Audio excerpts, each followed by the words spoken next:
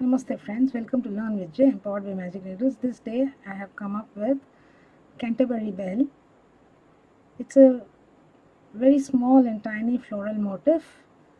A versatile motif can be used in any of the projects that we make. Let's go into the video without much delay friends. Chain 6,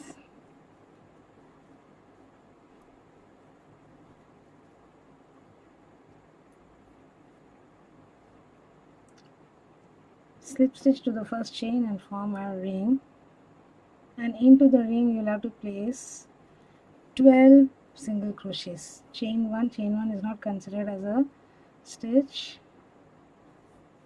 The first single crochet, place your stitch marker,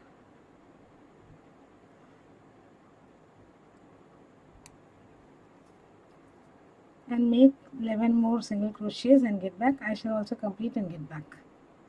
I have placed 12 single crochets. Now remove the stitch marker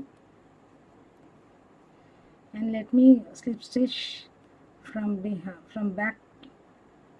Let me insert and let me slip stitch the other way, not from the front.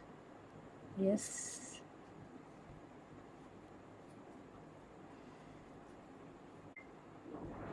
After slip stitching and joining, I need to make 5 DCs together in this first stitch. So first one I'm going to place a incomplete standing half double.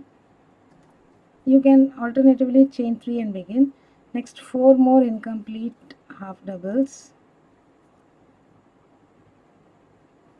1, all in the same stitch. 2, 3 and 4. So totally 5. Yarn over, pull through all the loops on the hook. Chain 5.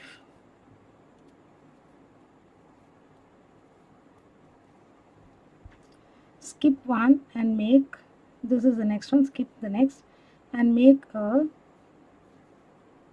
5 double cluster.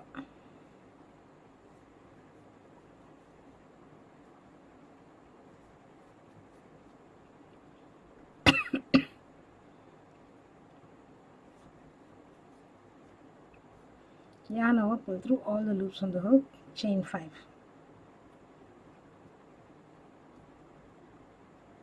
So this is the stitch repeat, continue. Totally you will have 6 clusters and 6 chain 5 spaces. So complete it. I shall also complete and get back. We've come to the end of the round here. I have chain 5 last leg. So I have 6 clusters. Now slip stitch to the first cluster and fasten off.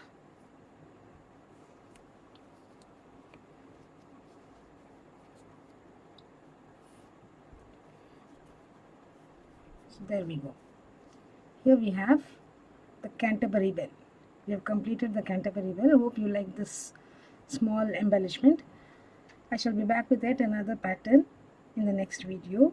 Do subscribe to Magic Needles channel and do not forget to click on the bell icon so that you are notified of the videos that we upload every other day. Do subscribe and like and share. Bye friends for now.